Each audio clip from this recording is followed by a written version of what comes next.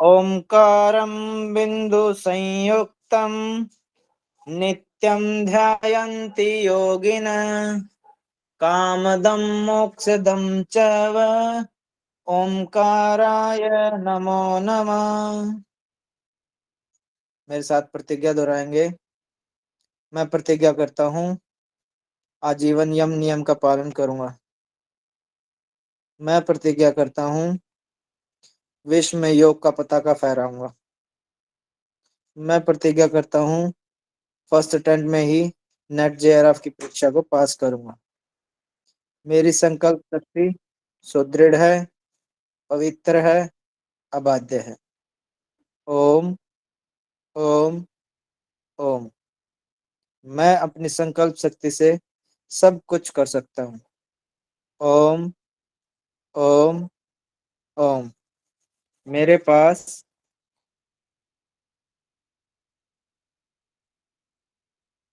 अजय मनोबल।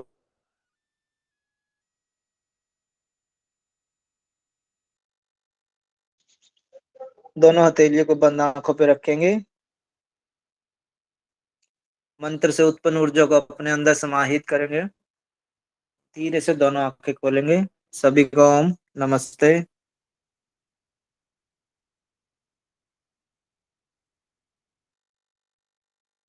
Thank you Jitendra जी। कल class में क्या क्या पढ़ा था हमने? क्या टॉपिक था कल का? वैलिडिटी। वैलिडिटी। ठीक है। कुछ होमवर्क भी दिया था मैंने आपको? नहीं मैम। ठीक है, चलिए।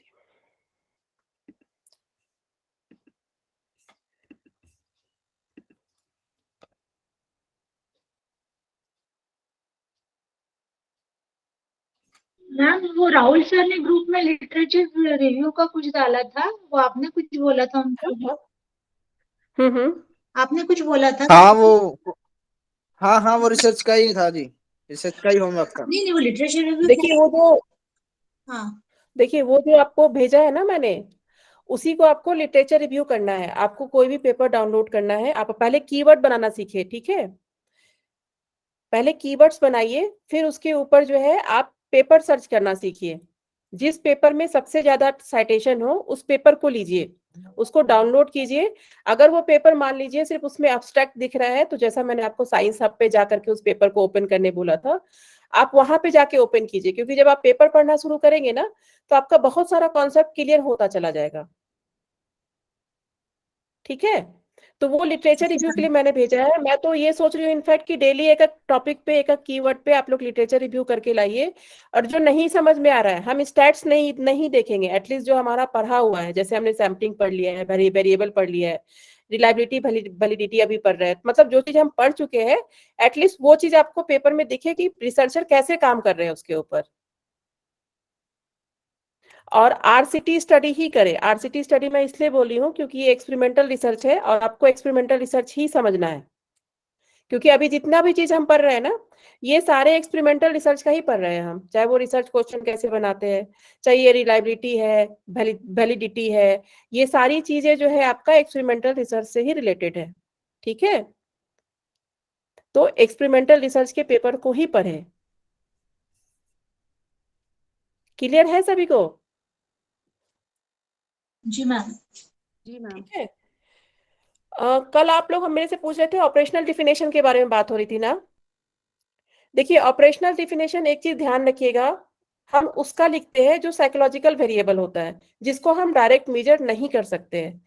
जैसे मान लीजिए आपको एंजाइटी मेजर करना है, तो अब जिस चीज को हम डायरेक्ट मेजर नहीं कर सकते हैं, तो उसको इनडायरेक्टली मेजर करने का बहुत सारा उपाय होगा ना। कोई एक तो होगा नहीं, बहुत तरह से उसको हम मेजर कर सकते हैं। ठीक है? तो जैसे मान लीजिए एंजाइटी है, तो एंजाइटी को हम गैल्वेनिक स्किन रिस्पॉन्स, आप इस तरह से समझिए। लाई डिटेक्टर देखा है आप लोगों ने? वो जो झूठ बोलता है आदमी, बहुत सारे सीरियल्स में आपने देखा यस होगा मैम। ये। यस तो ये वो तो वो जो लाई डिटेक्टर है, वो गैल्वेनिक स्किन रिस्पॉन्स का ही एक एग्जाम्पल है आपके लिए। ठीक है। इसमें दो जो है कॉर्ड टाइप का होता है, उसको स्किन पे लगाते हैं और उससे जैसे मान लीजिए एंजाइटी को नापना है, तो जब एंजाइटी होती है तो बहुत लोगों को पसीना बहुत आता है, गर्मी नहीं भी होगी तो भी उन्हें पसीना आएगा एंजाइटी के कारण। तो ये galvanic skin response psychological variable को नापने के लिए बहुत तरह से काम करता है। ठीक है, तो चाहे हम इसको यूज कर सकते हैं, इसको हम अपना वेरिएबल में, मतलब इससे हम जो है अपने डिपेंडेंट वेरिएबल को नाप सकते हैं।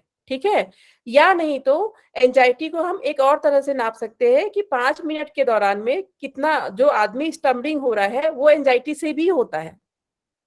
ठीक है, तो एंजाइटी को हम बहुत तरह से नाप सकते हैं। तो आप कैसे नाप रहे हैं, आपको किस तरह से नापना है अपने रिसर्च में, वो आपको ऑपरेशनली डिफाइन करना होगा। मतलब आपको बताना होगा कि ये वेरिएबल जो है साइकोलॉजिकल वेरिएबल है, इसे हम डायरेक्ट नहीं नाप सकते हैं। तो इसको नापने के बहुत सारे तरीके हैं। मैं इस वेरिएबल को इस क्वेश्चनएयर के थ्रू नाप रही हूँ या गैल्वेनिक स्किन रिस्पॉन्स के थ्रू नापूंगी, और मैं इसको ऐसे, मतलब उसको आपको पूरा डिटेल देना होता है अगर मान लीजिए एंजाइटी आपका वेरिएबल है तो। आया समझ में? जी मैम। मैम ठीक है, मतलब मैम किसी एक को, बार फिर से हाँ, अब जैसे मान लीजिए एंजाइटी छोड़, एंजाइटी में जैसे दो एग्जांपल्स दिए हुए हैं ना, कि गैल्वेनिक स्किन रिस्पॉन्स से भी नाप सकते हैं, और मान लीजिए गैल्वेनिक स्किन रिस्पॉन्स अवेलेबल नहीं है क्योंकि मशीन महंगा होता है, ये मशीन मान लीजिए किसी रिसर्चर नहीं कर सकता, बहुत सारा रीजन हो सकता है। तो हम उसको जो है हम वॉच कर रहे हैं, ऑब्जर्वेशन कर रहे हैं। ठीक है, ऑब्जर्वेशन करके कि एक बार में अगर हम मैं बोलती हूँ कि आप 5 मिनट तक रिसर्च मेथोडोलॉजी पे बोलते रहिए, मैं आपको 15 दिन से रिसर्च मेथोडोलॉजी पढ़ा रही हूँ, आपको मैं 5 मिनट देती हूँ और 5 मिनट तक बोलिए। तो कुछ लोग तो बहुत अच्छा बोलेंगे, कुछ लोग ऐसे भी होंगे कि जिनको एंजाइटी होगा कि मैं क्या बोलूं, मुझे आता तो है लेकिन मैं बोल नहीं पा रहा हूँ। एंजाइटी तो वही होता है ना, ठीक है, घबराहट होती है, तो उसके बीच में स्टम्बलिंग है। मतलब आपको पता होना चाहिए कि जो आपका रिसर्च डिजाइन है या जिस टॉपिक पे आप काम कर रही हैं और आपको एंजाइटी का वेरिएबल लेना है, तो आप उसके लिए कैसे उसको यूज कर रही हैं। जैसे मान लीजिए एंजाइटी का एक एग्जाम्पल हो गया, मान लीजिए फियर का एग्जाम्पल हम लेते हैं। ठीक है, फियर समझते हैं ना, जिस डर लगना। ठीक है, मुझे मान लीजिए कि मुझे फियर नापना है, मेरा रिसर्च कुछ ऐसा है जिसमें फियर एक मेरा डिपेंडेंट वेरिएबल है। तो फियर को हम कैसे नाप सकते हैं, इसको भी नापने का बहुत सारा तरीका होता है। जैसे उसका हार्ट रेट ले सकते हैं, जब हमें डर लगता है तो क्या होता है, हार्ट रेट इंक्रीज होता है, यही होता है ना। फिर हम उसको गैल्वेनिक स्किन रिस्पॉन्स से भी नाप सकते हैं। फिर उसको हम ब्लड प्रेशर से, जब हमें डर लगता है तो हमारा ब्लड प्रेशर भी बढ़ जाता है। मतलब इस एक वेरिएबल को हम बहुत तरह से नाप सकते हैं। हम अपने रिसर्च में हम कैसे उसको नाप रहे हैं, कैसे उसको जस्टिफाई कर रहे हैं, उसको हम ऑपरेशनल डिफिनेशन बोलते हैं। ठीक है, आया समझ में किसी सबको? जी मैम। Yes ma'am. जी यस मैम। ठीक है, तो जो भी जो है वेरिएबल्स जो इनडायरेक्टली जो साइकोलॉजिकल वेरिएबल है जिसको हम डायरेक्टली नहीं नाप सकते हैं, उनको नापने का तरीका बहुत तरीके से होता है। तो उसके लिए हमें उस वेरिएबल को डिफाइन करना पड़ता है। आप जब प्लानिंग प्रोसेस में होते हैं ना, तो उस डिपेंडेंट वेरिएबल को आप डिफाइन करेंगे कि ये मेरा एंजाइटी का वेरिएबल है और मैं इसको ऐसे नापूंगी और ये इस प्रोसेस से होगा, इतना रिजल्ट, इतना अगर नंबर्स में आएगा, मतलब वो सारा डिटेल आपको लिखना होगा। आ गया सबको समझ में कि ऑपरेशनल डिफिनेशन क्या होता है? जी मैम। ये सिर्फ साइकोलॉजिकल वेरिएबल के लिए आपके लिए एप्लीकेबल है। ठीक है, स्टैटिस्टिकल वैलिडिटी कल बता दी थी मैं आपको। जी मैम। जी मैम। क्या क्या होता है स्टैटिस्टिकल वैलिडिटी, क्या बताई थी मैं कल आपको? इसमें कुछ मैम स्टैटिस्टिकल टेस्ट करते हैं हम्म, और उसके उसके लिए उसको मतलब प्रॉपर डिजाइन करेंगे और फिर उस बेस पे फिर कंक्लूजन निकलेगा, मतलब एनालिसिस। देखिए जब हमारा, हाँ, जब हम रिसर्च डिजाइन बनाते हैं ना, तो उसके लिए फिर हमें बहुत सारा टेस्ट लगाना होता है, स्टैटिस्टिकल टेस्ट। तो टेस्ट वही है, पैरामेट्रिक और नॉन पैरामेट्रिक। तो जैसा हमारा रिसर्च होता है उस हिसाब से हमें उसको टेस्ट लगाना होता है। ठीक है, और दोनों टेस्ट का कैरेक्टरिस्टिक अलग अलग है। तो using correct statistical test and correctly interpreting and reporting the result ensure high statistical validity. ठीक है, हमको पता होना चाहिए कि जो रिसर्च हम कर रहे हैं, मान लीजिए मैं पायलट स्टडी भी कर रही हूँ एक्सपेरिमेंटल रिसर्च में, मैं मेन स्टडी भी करूंगी, तो मुझे पता होना चाहिए कि अगर मैं पायलट स्टडी एक छोटा स्टडी कर रही हूँ तो उसमें कौन सा स्टेटिस्टिकल टेस्ट लगाऊंगी। मैं एक बड़ा टेस्ट में एक जो है मेन स्टडी करूंगी, उसमें सैंपल साइज बहुत ज्यादा होगा, 200 का सैंपल साइज होगा, तो उसमें मुझे कौन सा स्टेटिस्टिकल टेस्ट लगाना है। बहुत सारे स्टैटिस्टिकल टेस्ट होते हैं, अभी हम आगे पढ़ेंगे इन सब के बारे में, ठीक है। तो उसको स्टैटिस्टिकल वैलिडिटी बोलते हैं। वैलिडिटी और भी तरह की होती है। ये जो 4 वैलिडिटी हम पढ़े हैं ना, ये साइकोलॉजिकल वैलिडिटी है। खाली स्टैटिस्टिकल वैलिडिटी तो सब में आएगा, ठीक है, लेकिन ये साइकोलॉजी के हिसाब से ऐसे वैलिडिटी बहुत तरह की होती है। लेकिन आपको नेट के एग्जाम के लिए वैलिडिटी और रिलायबिलिटी, ये 2 कॉन्सेप्ट क्लियर होने चाहिए। क्वेश्चंस इसी से पूछे जाते हैं, ठीक है। वैलिडिटी सबको समझ में आया क्या है? जी मैम।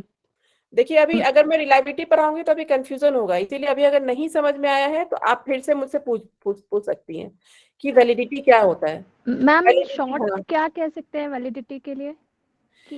हाँ, वैलिडिटी होता है वैधता, हिंदी में अगर पूछे, ठीक है। मान लीजिए कि आप एक थर्मोमीटर ही यूज कर रही हैं बार बार टेम्परेचर लेने के लिए। वैलिडिटी हमेशा, देखिए अभी मैं आपको रिलायबिलिटी पढ़ाऊंगी ना, तो आपको एक चीज बहुत अच्छे से समझना होगा कि वैलिडिटी और रिलायबिलिटी क्या होता है, क्योंकि दोनों अलग अलग टर्म है, एक नहीं है, ठीक है। दोनों में डिफरेंस है, रिलायबिलिटी और वैलिडिटी दोनों डिफरेंट टर्म है, लेकिन इसमें समानता बहुत कम है। रिलायबिलिटी होता है, मैं आपको एक बार रिलायबिलिटी बता देती हूँ, फिर वैलिडिटी से इसको कंपेयर करके बताती हूँ आपको, ठीक है। रिलायबिलिटी होता है कंसिस्टेंसी इन मेजरमेंट, ठीक है। इसको आप ऐसे समझिए, कंसिस्टेंसी मतलब होता है, मान लीजिए मैं एक नॉर्मल पर्सन हूँ, ठीक है, मुझे कोई बीमारी नहीं हो, मुझे फीवर नहीं है, ठीक है। अब मान लीजिए मैं सुबह अपना टेम्परेचर लूं तो मेरा नॉर्मल टेम्परेचर आएगा, शाम में टेम्परेचर लूं तो भी नॉर्मल आएगा, ट्यूसडे को टेम्परेचर लूं तो भी नॉर्मल। मैं जितनी बार नापूंगी मेरा जो मेजरमेंट है उसमें कंसिस्टेंसी होगी, ठीक है। मतलब अगर मैं एक नॉर्मल पर्सन हूं, मुझे फीवर नहीं है, अगर मैं टेम्परेचर नाप रही हूँ बार बार, तो मुझे वो नॉर्मल टेम्परेचर बताएगा ना, 98 पॉइंट समथिंग होता है फ़ारेनहाइट, यही होता है ना। मैम तो इसमें आपको मेरा जो तो जब रिजल्ट में, जब मेजरमेंट में कंसिस्टेंसी होना चाहिए, जब भी हम कोई रिसर्च डिजाइन बनाते हैं, तो देखिए 100% हमारा रिजल्ट, हमारा डिजाइन रिलायबल नहीं हो सकता है, 100% वैलिड भी नहीं हो सकता है, लेकिन हमें कोशिश करना है कि जो हम रिसर्च डिजाइन बना रहे हैं, जो भी चीज हम अपने रिसर्च में यूज कर रहे हैं, जो भी मेजरमेंट टूल यूज कर रहे हैं, वो रिलायबल भी हो और वैलिड भी हो। तो रिलायबिलिटी हमेशा, रिलायबिलिटी का मतलब होता है कंसिस्टेंसी इन मेजरमेंट, मतलब हम जितनी बार भी जो है नाप रहे हैं चीजों को, वो जो है रिजल्ट उसका कंसिस्टेंस आना चाहिए। मतलब मान लीजिए जैसे मैंने आपको अभी टेम्परेचर का एग्जांपल दिया कि मैं नॉर्मल पर्सन हूँ, मैं कितनी बार भी नापूं, लेकिन थर्मामीटर क्या होगा, मुझे वही नॉर्मल टेम्परेचर बताएगा, ऐसा ही होगा ना। तो जब हम अपने रिसर्च को, रिलायबिलिटी तभी मानते हैं जब हम अपने रिसर्च को वही रिजल्ट आ रहा है, हम बार बार उस रिसर्च को कर रहे हैं, थोड़ा बहुत का अंतर आ रहा है। देखिए फुल्ली, जैसे मैंने भी आपको बताया कि 100% कुछ भी रिलायबल नहीं हो सकता है, ठीक है। रिसर्च कोई भी 100% मैं बोलूंगी कि मेरा रिलायबल है, नहीं हो सकता है, कुछ ना कुछ इधर उधर होता है, प्लस प्लस माइनस, ठीक है। तो जब हमारा रिजल्ट, जो हमारा रिजल्ट का, ये फेज 3 के बाद का मैं बात कर रही हूँ आपका, ठीक है। मान ये हमारा रिसर्च हो चुका है, मान लीजिए कल को आप मेरा रिसर्च फिर से कर रही हैं, ठीक है, और आपका रिसर्च में रिजल्ट दूसरा आ रहा है, मेरा दूसरा आ रहा है, तो इसका ये रिलायबल होगा? नहीं, नहीं होगा ना। क्यों नहीं होगा? क्योंकि या नहीं तो मेरे से कुछ दिक्कत हुई है, या नहीं तो आपके इसमें कोई दिक्कत, मतलब कहीं ना कोई प्रॉब्लम है, तभी तो रिजल्ट सेम नहीं आ रहा है ना। कभी भी कोई रिसर्चर रिसर्च करता है तो क्या होता है, जैसे मैंने उस दिन आपको बताई थी ना कि रिजल्ट जो है आपका, जो रिसर्च है वो ऑब्जेक्टिव होना चाहिए, सब्जेक्टिव नहीं होना चाहिए, है ना। तो रिलायबिलिटी क्या होता है, आपका मेजर, मतलब जो आपका रिजल्ट आया है, हमें उसी रिजल्ट को शो करना चाहिए, हमें अपने हिसाब से नहीं कि जो मैं कर रही हूँ वही सही है, जो मेरा अल्टरनेटिव हाइपोथेसिस है वही सही है, उसी को करेक्ट करना है, ऐसा नहीं होना चाहिए। तो आपके रिजल्ट में कितना कंसिस्टेंसी है, मैं बार बार भी उस चीज को नापूं तो वो मोर और लेस सेम आना चाहिए। आया समझ में सबको? ये रिजल्ट से रिलेटेड है। जो कंसिस्टेंसी की मैं बात कर रही हूँ ये रिजल्ट से रिलेटेड है, और वैलिडिटी जो है आपका ये इंस्ट्रूमेंट से रिलेटेड है। ठीक है, इंस्ट्रूमेंट से रिलेटेड है, मतलब हम बोलते हैं ना ये वैलिड है कि नहीं है। मान लीजिए आप जो है, वैलिड का क्या मतलब होता है, ऑथेंटिसिटी। तो जो भी हम इसमें वेरिएबल यूज कर रहे हैं, ठीक है, जो भी हम असेसमेंट टूल यूज कर रहे हैं, वो उसमें वो ऑथेंटिसिटी है कि नहीं। जैसे मान लीजिए कि मैं थर्मोमीटर से बार बार चेक कर रही हूँ तो मेरा ठीक वही 98 आ रहा है।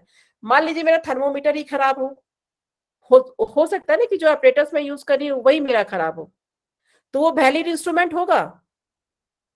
No ma'am. तो जब भी वैलिडिटी की बात आती है तो इंस्ट्रूमेंट से आते हैं। या नहीं तो मान लीजिए कि जो है मेरा वेरिएबल टेम्परेचर नहीं होना चाहिए था, मेरा वेरिएबल वेट होना चाहिए था। ठीक है, मुझे नापना था वेट, लेकिन मैं थर्मोमीटर वेट यूज कर रही थी, तो क्या मेरा रिसर्च वैलिड होगा? तो हमेशा जब भी वैलिडिटी हम सोचते हैं तो जो हम वेरिएबल यूज कर रहे हैं या जो हम असेसमेंट टूल यूज कर रहे हैं, हम उसके बेसिस पे सोचते हैं कि ये वैलिड है या नहीं है। और जब भी हम रिलायबिलिटी की बात करते हैं तो हम जो बार बार रिजल्ट आ रहा है, ठीक है, उस रिजल्ट के कंसिस्टेंसी के बारे में सोचते हैं, तब उसको हम रिलायबिलिटी बोलते हैं। ठीक है, ये जितने भी तरह का, ये जो आपको 4 तरह का रिलायबिलिटी है ना यहाँ पे, ये आपके रिजल्ट के कंसिस्टेंसी के ऊपर बात हो रही है। ठीक है, लेकिन हम जब वैलिडिटी की बात करते हैं तो इसमें जो है, इसमें भी मेजरमेंट की बात हो रही है, लेकिन जो हम डिवाइस यूज कर रहे हैं, जो क्वेश्चनएयर यूज कर रहे हैं या जो ऑब्जर्वेशन यूज कर रहे हैं, ठीक है, वो हमारा ठीक है कि नहीं, हम उसके ऊपर, हम यहाँ पे वेरिएबल्स के ऊपर बात कर रहे हैं। हम रिलायबिलिटी में जो है रिजल्ट के ऊपर बात कर रहे हैं, रिजल्ट के ऊपर फोकस है। यहाँ पे हमारा फोकस कहाँ है? वेरिएबल्स के ऊपर फोकस है, जो हम डिपेंडेंट वेरिएबल यूज कर रहे हैं या जो हम जिसको नाप रहे हैं। ठीक है, कभी भी आप किसी बुक में पढ़ेंगे तो बिल्कुल कंफ्यूज मत होइएगा रिलायबिलिटी और वैलिडिटी में। आ रहा है सबको समझ में? Yes ma'am. जी मैम। स्टूडेंट मुझे बताइए मैं क्या क्या समझाना चाहिए अभी? आप बता रहे हो कि वैलिडिटी मतलब इस पे डिवाइस क्वेश्चनायर ये इसकी बात होती है, और रिलेबिलिटी में मतलब रिजल्ट से रिलेटेड बात होती है। तो इसमें जो है कि हमारा रिजल्ट जो है बिल्कुल, मतलब देखिए 100% तो नहीं आता है, लेकिन हमारा रिजल्ट ऐसा नहीं हो कि मेरे में 100 आया आप में 10 आ गया, ऐसा नहीं होना चाहिए ना, तब तो ये बिल्कुल भी रिलायबल नहीं है। ठीक है जी। और समझ में, देखिए नेट में रिलायबिलिटी और वैलिडिटी से जो क्वेश्चंस पूछे जाते हैं, ये मेन सिर्फ इनसे ही पूछे जाते हैं, ऐसे नहीं कि बहुत तरह की रिलायबिलिटी और बहुत तरह की वैलिडिटी है। ठीक है, जैसे कि टेस्ट रिलायबिलिटी, तो इसमें हमेशा इन जितने भी टेस्ट है, ठीक है, इसमें क्या होगा, हमेशा हम रिजल्ट को, जो मेजरमेंट, जो रिजल्ट आया हमारा, उसका मेजरमेंट होगा। आया समझ में? यस मैम, ये इंटरडिपेंडेंट भी है क्या? जैसे वैलिडिटी, अगर मान लो हमारा इंस्ट्रूमेंट वैलिड नहीं है तो रिलायबिलिटी भी बाय डिफॉल्ट गड़बड़ होगी। हाँ, बोल सकते हैं कि अगर मान लीजिए हमारा इंस्ट्रूमेंट अगर वैलिड नहीं है, ठीक है, तो वो रिलायबल भी नहीं है, फिर ऐसा हम बोल सकते हैं। ठीक है, तो ये मतलब मैम आपने अभी बोला था कि ये जो वैलिडिटी की है सिर्फ साइकोलॉजिकल रिलेटेड है, ऐसा कुछ बोला था आपने।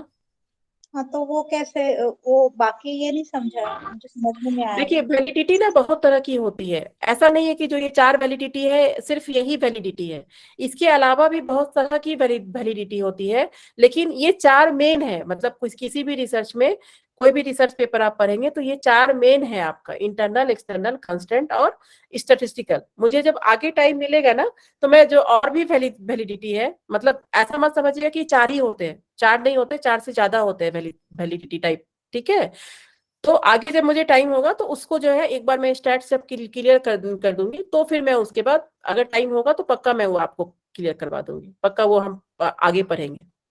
मैम, आपने जो बोला था कि स्टैटिस्टिकल वैलिडिटी है, तो वो मतलब स्टैटिस्टिकल टेस्ट होगा, मतलब वो रिजल्ट के रिलेटेड हुआ। हाँ तो हाँ इसमें बिल्कुल। जो पैरामीट्रिक और नॉन पैरामीट्रिक बोलते, ये 2 ही पैरामीटर रहते हैं क्या इसमें, क्या और भी होंगे? नहीं, टेस्ट देखिए, जैसे कि मैं उस दिन हाइपोथेसिस टेस्टिंग पर आ रही थी ना, नल हाइपोथेसिस, अल्टरनेटिव, तो हर को टेस्ट करने का अलग अलग है कहानी, मतलब अलग अलग तरीके से हम उसको टेस्ट करते हैं।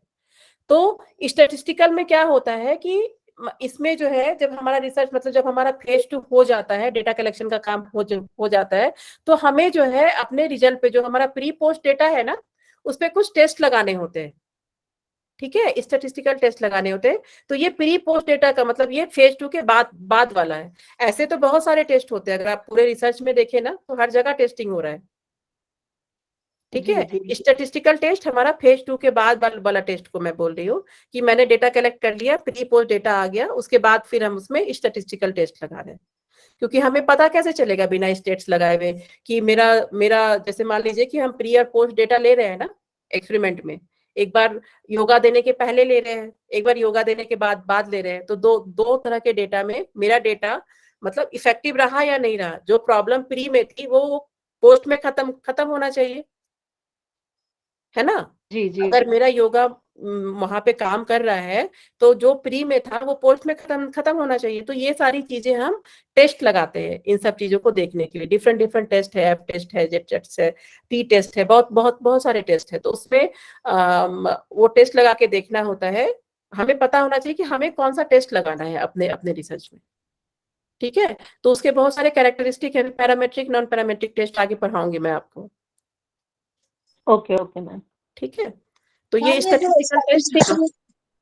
हाँ बताइए। स्टैटिस्टिकल वैलिडिटी, तो ये रिलेटेड क्वेश्चनियर वगैरह इससे जो वैलिडिटी आएगी, और स्टैटिस्टिकल के जो इफेक्ट आएंगे वो रिलायबिलिटी से रिलेटेड होंगे। हाँ, स्टैटिस्टिकल के जो रिजल्ट आ रहा है हमारा, मतलब हमारा फेज 3 यहाँ खत्म हो चुका है। वैलिडिटी में काम फेज 2 के बाद हो रहा है। ठीक है, क्योंकि जो है हमारा डेटा कलेक्शन हो गया है। अब हमारा जो है हमारा और जब हम रिलायबिलिटी चेक करते हैं तो वो फेज 3 हो चुका है। किसी चीज का रिजल्ट तो हम तभी चेक कर सकते हैं ना जब उस पर काम हुआ हो। ठीक है, जैसे मान लीजिए आप यूजीसी का नेट का एग्जाम दे रहे हैं और आपने 2 बार एग्जाम दिया। पहले बार में भी नेट निकाल लिया, दूसरे बार में भी नेट निकाल लिया। अब मान लीजिए दोनों बार आपका नेट निकल गया, लेकिन पहली बार आपको 190 आया था और दूसरी बार आपको 180 आया, तो 10 का ही। तो इसका मतलब क्या है कि वो जो यूजीसी नेट आपका रिजल्ट आया है वो रिलायबल है। मतलब इतना का डिफरेंस तो नहीं होगा ना कि जिन्होंने नेट निकाल लिया होगा उसका जो है फिर बाद में वो देंगे तो उनका सीधे 50 नंबर कम हो जाए या 100 कम हो जाए, ऐसा तो नहीं होगा। आसपास ही रहेंगे वो हमेशा। ठीक है, तो ये हमेशा हम रिजल्ट के ऊपर देखते हैं। जब भी हमें रिलायबिलिटी देखना होता है तो हमारा रिजल्ट कितना कंसिस्टेंट है, हम उस चीज को बार बार भी कर रहे हैं तो कितना कंसिस्टेंटली जो है वो रिजल्ट आ रहा है, उस चीज को चेक करते हैं। ठीक है, कंफ्यूजन नहीं हो रहा है ना वैलिडिटी और रिलायबिलिटी में। मैं बार बार इसलिए पूछ रही हूँ क्योंकि ये बहुत इंपॉर्टेंट है आपको इसका डिफरेंस जानना।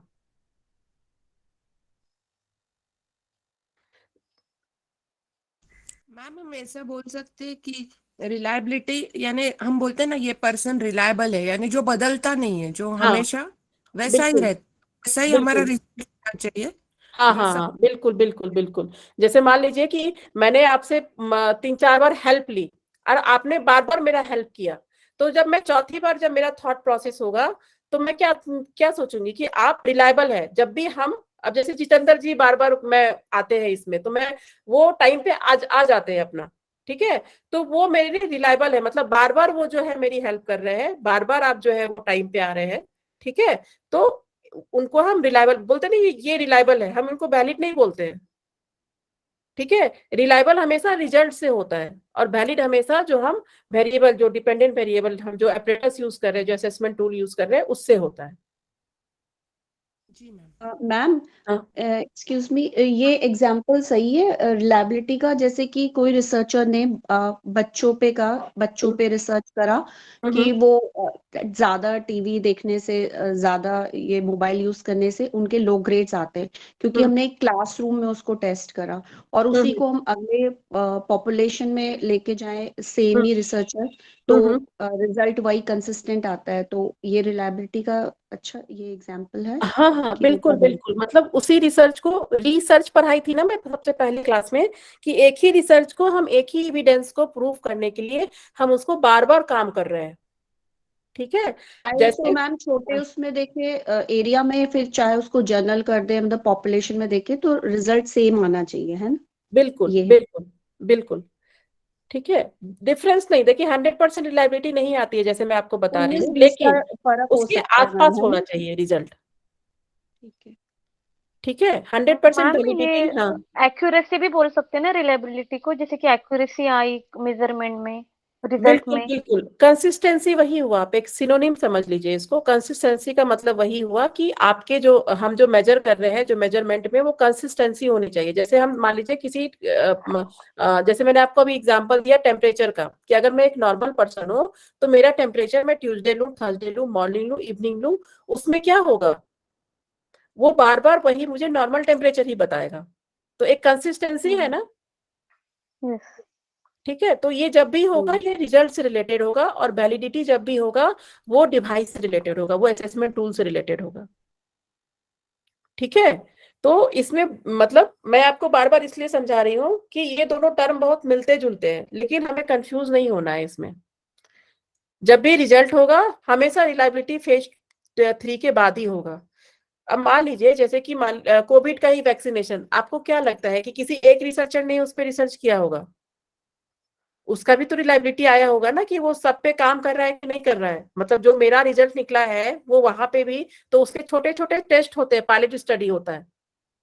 ठीक है, अब जैसे कि मान लीजिए कि पहले चूहे या बंदर पे होता है, कोई भी रिसर्च होता है ना, ये पता होगा सबको मेरे ख्याल से। कभी भी ह्यूमन हम पहले इंटरवेंशन नहीं लेते हैं, कभी भी हमें करना होता तो हम जानवरों पे करते हैं।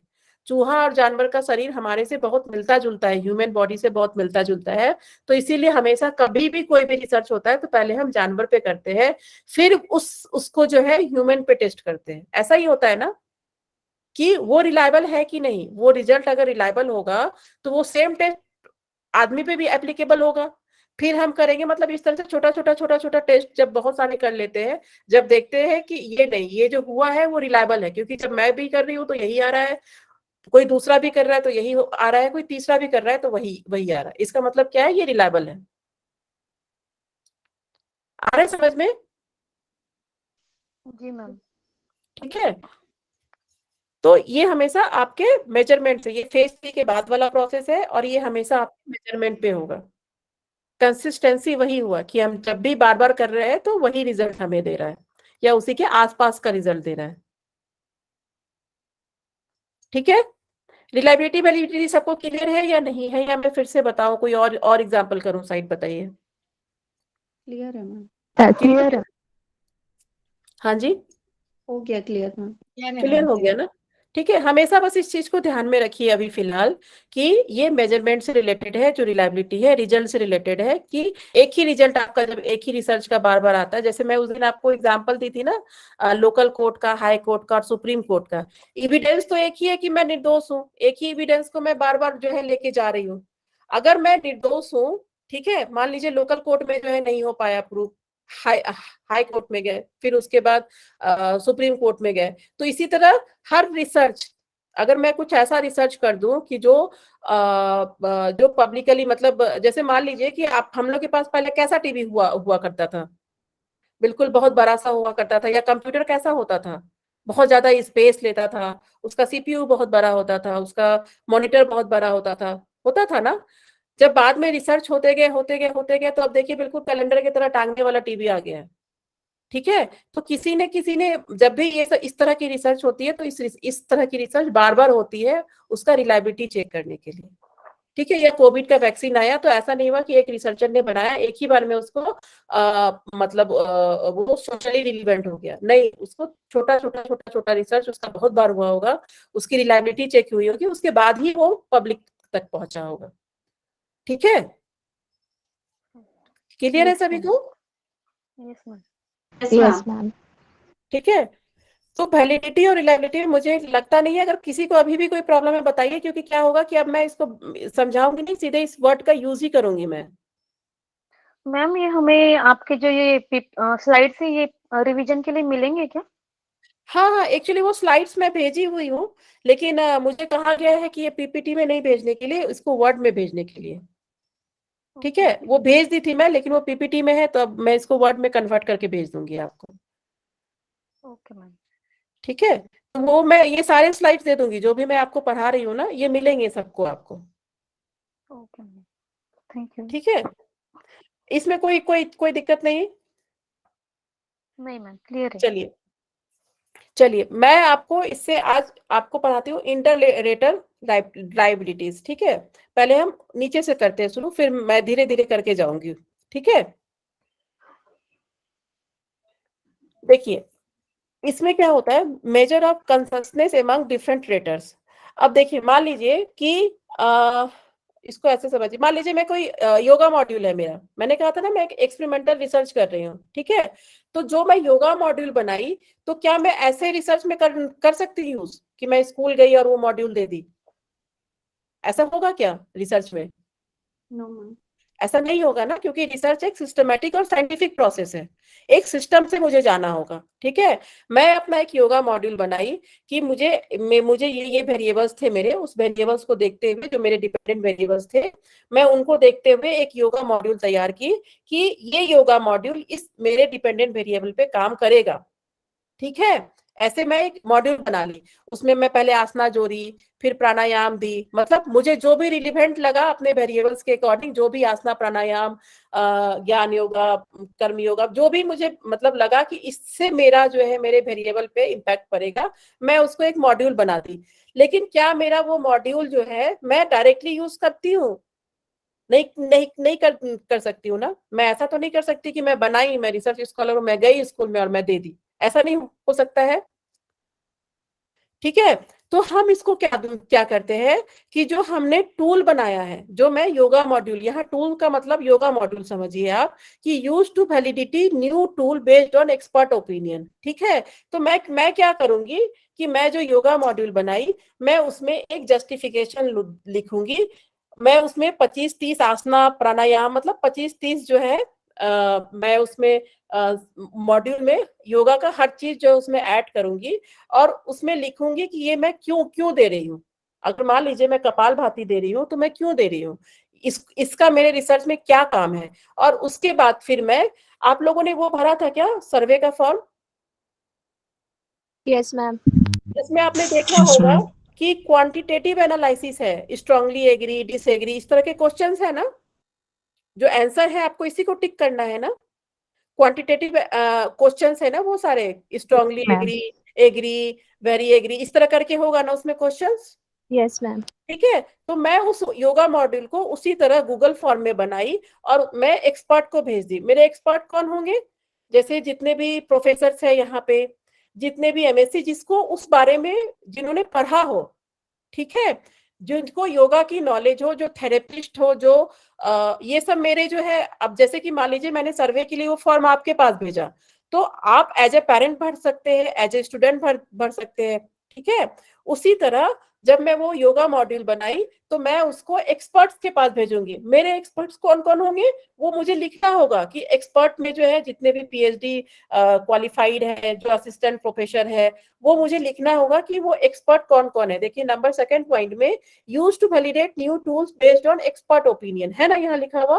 तो मैं अपने एक्सपर्ट का एक क्राइटेरिया बनाऊंगी कि मेरे जो मॉड्यूल को वैलिडेट करेगा वो योगा थेरेपिस्ट होगा, वो असिस्टेंट प्रोफेसर होगा, वो एमएससी स्टूडेंट, एमएससी योगा भी हो सकता है। और मैं उनको भेजूंगी कि देखो ये मेरे वेरिएबल है और ये मॉड्यूल में मैंने शामिल किया है, और इसको क्यों शामिल किया है वो भी लिखूंगी। और उस पे मैं वही क्वांटिटेटिव एनालिसिस टूल दूंगी कि आप एग्री है, कम एग्री है, ज्यादा एग्री है, इस तरह करके मैं उनको दूंगी। ठीक है, उसके बाद जो है हमारा ये काम हो गया। समझ में आ रहा है ये? ठीक है, यूज टू वैलिडेट मीन्स जो मैंने योगा मॉड्यूल बनाया है, मैं वो एक्सपर्ट के पास भेजूंगी, जो मेरे एक्सपर्ट है, जिनको मैंने पेपर में लिखा है कि कौन कौन से एक्सपर्ट इसको है, और वो उसको वैलिडेट करेंगे। वो उसमें लिखाएंगे, उसमें लिखेंगे कि मैं इससे ज्यादा सहमत हूँ, ये प्रैक्टिसेस जरूर होना चाहिए, ये प्रैक्टिसेस जरूरी नहीं है, इस तरह करके मैं गूगल फॉर्म दूंगी उनको, यानी तो ऑफलाइन कर रही हूँ तो उनको पेपर पेंसिल में दूंगी कि सर इसको टिक कर दीजिए कि इसमें कौन कौन सा मुझे लेना चाहिए और कौन कौन सा नहीं लेना चाहिए। और एक ओपिनियन का भी कॉलम दूंगी कि आपको लगता है कि मैंने कुछ अगर इंक्लूड नहीं किया है अपने वेरिएबल के अकॉर्डिंग, तो आप मुझे अपना ओपिनियन भी शेयर कर सकते हैं। आ रहा है समझ में? ठीक है, तो उसके बाद फिर लॉसी कंटेंट वैलिडिटी रेशियो होता है, जिसको हम सीबीआर बोलते हैं। ठीक है, इसको इंटर रेटर लायबिलिटीज होता है, सॉरी रिलायबिलिटी होता है। जैसे मान लीजिए कि आप मुझे उसमें कुछ फॉर्मूला भी तो लगाना होगा। मान लीजिए कि मेरा मॉड्यूल जो है 26 लोगों ने वैलिडेट किया, ठीक है, मैं 26 एक्सपर्ट के पास गई और 26 का एक्सपर्ट ओपिनियन ली और 26 ने मुझे अपना ओपिनियन भी दिया और मेरे पास वो ग्राफ भी आ गया कि कौन सा प्रैक्टिस जो है कितना, मतलब कितने रेटर ने इसको 10 कितने एक्सपर्ट ने इसको 10 एक्सपर्ट ने माना है, इस कपालभाति को 15 एक्सपर्ट ने जो है माना है, इसको जो है 26 में से जो है 20 एक्सपर्ट मान रहे हैं। इस तरह से मेरे पास एक डेटा तैयार हो जाएगा ना। जितना भी मैं मॉड्यूल बनाई हूँ, जितने भी मैंने उसमें प्रैक्टिसेस डाले हैं, जैसे मैं 30 प्रैक्टिसेस डाली हूँ उसमें, तो 30 प्रैक्टिसेस में तो कुछ ऐसा होगा ना कि कोई किसी को बहुत हायर रेटिंग मिला होगा, किसी को कम मिला होगा, किसी को हटाना होगा। तो मुझे एक फॉर्मूला भी तो उसमें डालना होगा ना, मुझे एक स्टैटिस्टिकल एनालिसिस भी करना होगा। तो उस स्टैटिस्टिकल एनालिसिस को लॉसी कंटेंट वैलिडिटी रेशियो बोलते हैं। ये सीवीआर रेशियो निकालना होता है। सीवीआर रेशियो हमें उतना डिटेल में नहीं पढ़ना है कि कैसे निकालना है, नहीं निकालना है। एक सीवीआर रेशियो निकालते हैं। सीवीआर रेशियो हमें ये बताता है कि उस 30 में से कौन सा प्रैक्टिस आपको रखना है और कौन सा प्रैक्टिस आपको हटाना है। आ रहा है समझ में? एक बार फिर से मैं बताती हूँ। जैसे मान लीजिए कि मेरा, जैसे मैं बताई ना कि मैं एक मॉड्यूल बना रही हूँ, ठीक है। अब मैं मॉड्यूल बना के मैं डायरेक्ट तो नहीं जा सकती हूँ ना स्कूल में कि मेरा मॉड्यूल बन गया है और मैं जो है मैं डायरेक्ट स्कूल में चली गई उसको देने के लिए, ऐसा नहीं हो सकता है। तो हम क्या करते हैं कि उस मॉड्यूल को पहले, जो मैं 30 प्रैक्टिसेस बनाई हूँ, उसका एक्सपर्ट ओपिनियन लेते हैं। एक्सपर्ट ओपिनियन मेरे कोई भी हो सकते हैं, मतलब कोई भी होने का मतलब है कि जो उस फील्ड में एक्सपर्ट हो, मतलब जो योगा के फील्ड में एक्सपर्ट हो। जैसे मान लीजिए कि हम लोग की यूनिवर्सिटी में बहुत सारे थेरेपिस्ट हैं जो थेरेपी देते हैं डिफरेंट डिफरेंट डिजीज पे, ठीक है। मैंने थेरेपिस्ट को भेजा, मैं जो है प्रोफेसर्स को भेजी, मैं जो है जितने भी पीएचडी स्कॉलर्स है उनको भेजी कि देखो मैं ये एक मॉड्यूल बना रही हूँ अपने, मान लीजिए कि मैं मॉड्यूल डायबिटीज के लिए बना रही हूँ, ठीक है। तो मैं डायबिटीज के लिए मॉड्यूल बना रही हूँ और मैंने इसमें 30 प्रैक्टिसेस डाला है। अब मुझे तुम अपना ओपिनियन दो कि मुझे कौन सा प्रैक्टिस रखना चाहिए और कौन सा हटाना चाहिए। इस तरह करके 26 लोगों ने मेरे मॉड्यूल को भरा, मतलब 26 एक्सपर्ट ओपिनियन में ली, 26 एक्सपर्ट ओपिनियन ली और 26 एक्सपर्ट ओपिनियन में कुछ प्रैक्टिसेस को 100% लोगों ने कहा कि ये जरूर होना चाहिए, कुछ प्रैक्टिसेस को 100% लोगों ने कहा कि नहीं ये नहीं होना चाहिए, कुछ प्रैक्टिसेस को 50% लोगों ने कहा कि ये होना। मतलब इस तरह से, जैसे मैंने आपको सर्वे का फॉर्म भेजा, तो सबका ओपिनियन तो एक जैसा नहीं होगा, ऊपर नीचे होगा ना। कोई किसी का होगा कि क्वेश्चन 1 में जो है मतलब 75 लोगों ने क्वेश्चन 1 को जो है, ये मेरे पास एक डेटा आ रहा होगा ना, जब आप लोग फॉर्म फिल कर रहे हैं तो मेरे पास एक डेटा आ रहा होगा ना उस फॉर्म का। उस डेटा में मुझे दिख रहा होगा कि कितने % लोग बोल रहे हैं कि मोबाइल देखना बहुत अच्छा होता है, कितने % लोग बोल रहे हैं कि उनको जो है स्क्रीन टाइम से जो है कुछ प्रॉब्लम हो रही है। तो इसका डेटा डिफरेंट आ रहा है ना मेरे पास। उसी तरह जब मैं 30 प्रैक्टिसेस का एक्सपर्ट ओपिनियन लेती हूँ 26 लोगों से, 26 लोगों से, तो उसका एक डेटा आ रहा होगा ना कि ये 30 प्रैक्टिसेस में कौन सा जो है बिल्कुल हाई पे है या कौन सा बिल्कुल लो पे है। इस तरह से आ रहा होगा ना मेरे पास गूगल फॉर्म में। Yes ma'am. ठीक है, जैसे समझ में आ रहा है ना आप लोगों को ये चीज? जी मैम। तो हम उसमें जो है सीवीआर, फिर उसके बाद क्या होता है कि हमें कौन सी प्रैक्टिस को रखना है, कौन से को हटाना है, फिर उसके लिए एक हम फॉर्मूला यूज करते हैं जिसको लॉसी कंटेंट वैलिडिटी रेशियो बोलते हैं और इसको शॉर्ट फॉर्म में हम इसको सीवीआर भी बोलते हैं, ठीक है। तो फिर इस फॉर्मूला से एक हम, मतलब जैसे 26 लोगों ने किया, तो मान लीजिए कि 26 लोगों का जो मेरा रेशियो आ रहा है, वो जो लेने वाला रेशियो आ रहा है, मतलब इसमें एक कैलकुलेशन होता है सीवीआर में। जब हम वो कैलकुलेशन लगा रहे हैं तो एक मेरा स्टैंडर्ड मेजरमेंट निकल रहा है कि 0.26 में अगर मेरा आ रहा है वो कैलकुलेशन से, तो उस प्रैक्टिसेस को हम रखेंगे और अगर नहीं आ रहा है तो उसको हटा देंगे, ठीक है। तो ये सीवीआर रेशियो निकालते हैं, इसी को हम इंटर रेटर रिलायबिलिटी बोलते हैं। मैम इसमें इंटर रेटर जो है वर्ड, वो हाँ हाँ जिसपे हम मतलब जो फॉर्म भर रहे हैं उनके लिए बोला है इंटरेटर, रेट देने वाले। इंटररेटर, हाँ इंटररेटर जो है इनके लिए, ये एक्सपर्ट ओपिनियन ले रही हूँ ना मैं यहाँ पे। तो एक्सपर्ट ओपिनियन के लिए है इंटरेटर। हाँ, ये जो एक्सपर्ट ओपिनियन है ना, ये रेटिंग हो रहा है ना मेरा, यहाँ पे जो मैं मॉड्यूल बना रही हूँ उसको रेट किया जा रहा है ना, कि किसको रखना है किसको हटाना है। और इसको एक साइंटिफिक तरीके से सीवीआर रेशियो निकाल करके साइंटिफिक तरीके से मैं उस प्रैक्टिसेस को रख रही हूँ। मतलब 26 लोगों ने अगर मुझे बोल दिया, ऐसे कहा जाता है कि कभी भी आप कोई मॉड्यूल डिजाइन करते हैं तो उसमें कम से कम 18 लोगों का यानी तो 12 लोगों का आपको सहमति चाहिए होता है, जो एक्सपर्ट होते हैं। ठीक है। मैम उसके बाद ही फिर वो फाइनल होगा क्या मॉड्यूल, जब रेटिंग होगा उसके बाद ही कि हाँ, ये जैसे रखना मान ही लीजिए है? कि मॉड्यूल में मैंने 30 प्रैक्टिसेस दिए थे, और उस मॉड्यूल में 30 प्रैक्टिसेस में मेरे 10 प्रैक्टिसेस मान लीजिए कि सीवीआर रेशियो में नहीं आए, तो मेरे पास कितने बचे? 20 बचे। तो उस 20 प्रैक्टिस को फिर जो है, योगा में क्या होता है, क्योंकि ये फिजिकल मूवमेंट है ना, मान लीजिए कि उसमें ऐसा भी, चलिए ये मेरा 20 प्रैक्टिसेस का मेरा मॉड्यूल तैयार हो गया।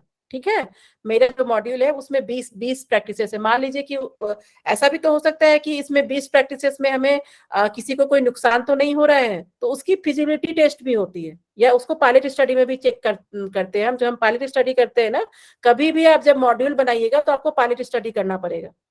कभी भी आप कोई मॉड्यूल डेवलपमेंट करते हैं ना, तो एक छोटा स्टडी करना पड़ता है बड़े स्टडी के पहले। तो वो पायलट स्टडी में फिर हमें देखना होता है कि उस योगा मॉड्यूल को वो कर तो पा रहे हैं ना। मान लीजिए मैं बच्चों पे बनाई, अब ये तो हो गया कि चलो 20 प्रैक्टिसेस को ऐड कर लो, ये मैं साइंटिफिकली निकाल ली, एक सिस्टमेटिकली निकाल ली। लेकिन मैं अब मुझे ये भी चेक करना होगा कि इसको करने से उन बच्चों को कोई दिक्कत तो नहीं आ रही है, या मैंने शीर्षासन दे दिया तो ऐसा तो नहीं कि वो कर ही नहीं पा रहे हैं। तो वो चेक करने के लिए यानी तो हमें फिजिबिलिटी स्टडी करना होता है, यानी तो हम बहुत बारी पायलट स्टडी में ही इसको स्टडी कर लेते हैं। मतलब एक छोटा स्टडी करना पड़ता है मेन स्टडी के पहले। Okay okay. ठीक है, इस तरह से जो है हम इंटर रेटर रिलायबिलिटी निकालते हैं। इसको कौन से पायलट स्टडी और सीवीआर दोनों करना होता है या एक चीज को ही करना होता है? देखिए बहुत बारी क्या होता है ना, कि मान लीजिए कोई ब्लाइंड स्टूडेंट पे कर रहा है योगा, ठीक है, तो उसमें क्या होता है कि हमें फिजिबिलिटी स्टडी करना चाहिए। फिजिबिलिटी स्टडी का, आप फिजिबिलिटी स्टडी अलग से भी कर सकते हैं, और फिजिबिलिटी स्टडी अपने पायलट स्टडी के साथ भी कर सकते हैं। ठीक है, ओके। लेकिन अगर आप कोई मॉड्यूल बना रहे हैं तो ये आपको इंटर रेटर रिलायबिलिटी इस प्रोसेस को पूरा करना होता है, फिर जाकर के आपका कोई मॉड्यूल वैलिड होता है। फिर जाकर के फिर हम पेपर पब्लिकेशन देते हैं। जो जर्नल आप पूछ रहे थे ना, जर्नल और थीसिस में क्या फर्क है, देखिए हर जितना भी, जैसे मान लीजिए कि मैं एक फिजिबिलिटी स्टडी की, मैं उसको फिर से एक जर्नल में पब्लिश करूंगी कि मैं इसका फिजिबिलिटी स्टडी की थी, और जो मेरा मॉड्यूल है बिल्कुल हार्म नहीं कर रहा है, बिल्कुल नुकसान नहीं कर रहा है। और अगर मैंने 10 बच्चों पे किया है तो 10 में से 8 बच्चे बहुत कंफर्टेबल है, या एक बच्चा या दो ही बच्चा है कि जो बीमार होने के कारण या कुछ भी के कारण मुझे जस्टिफाई करना होगा।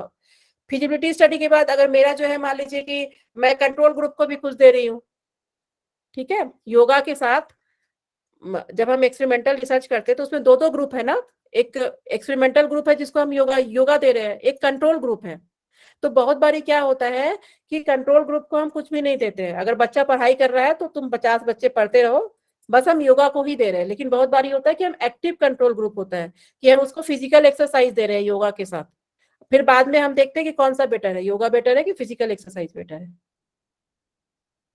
ठीक है, तो उसमें जो है बहुत सारी चीज होती है। मतलब रिसर्च में टोटली आपका रिसर्च करता है कम ये कि आपकी प्लानिंग कैसी है, क्या करना है आपको, कैसे सोच रहे हैं आप।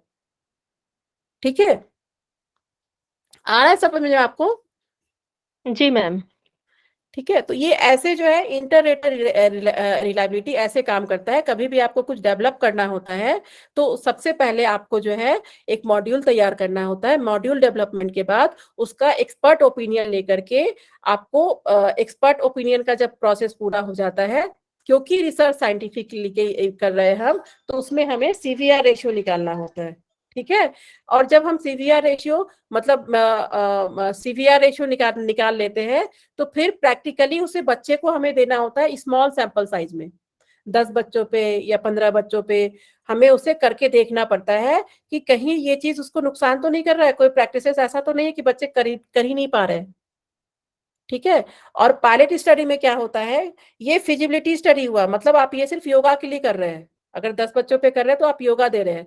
मान लीजिए आपका एक्टिव कंट्रोल ग्रुप है, आप फिजिकल एक्सरसाइज भी दे रहे हैं, ठीक है।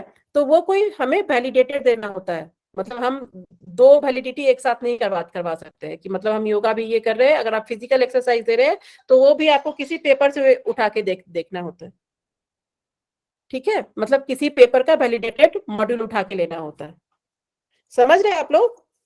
तो इसको इंटररेटर, कभी भी आप कोई मॉड्यूल डिजाइन कीजिएगा या योगा मॉड्यूल बनाइएगा तो आपको ये इंटररेटर रिलायबिलिटी करना होगा।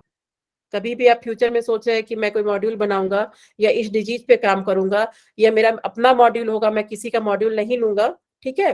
तो आपको ये इंटररेटर, मतलब इतनी प्रोसेस आपको करनी होगी कि आपको एक अपना गूगल फॉर्म के तरह, जैसे मैंने आपको सर्वे स्टडी भेजा है उस तरह करके आपको 30 प्रैक्टिसेस का 25 प्रैक्टिस, जितनी भी प्रैक्टिसेस आपको लगती है वो बनाना होगा। फिर उसके बाद आपको एक्सपर्ट ओपिनियन लेना होगा, फिर उसका एक्सपर्ट ओपिनियन लेने के बाद उसका सीवीआर रेशियो निकालना होगा, फिर उसकी फिजिबिलिटी देखनी होगी, एक पायलट स्टडी करना होगा, फिर आपको मेन स्टडी करना होता है, ठीक है। मैम ये जो सीवीआर रेशियो की करते हैं तो इसका कोई एक इसका पैटर्न है क्या कि 50%? हाँ, सीवीआर रेशियो का क्या होता है कि सीवीआर रेशियो का जैसे लॉग टेबल होता है ना, लॉग टेबल यूज किया है आपने, लॉग टेबल की तरह ही सीवीआर का टेबल आता है।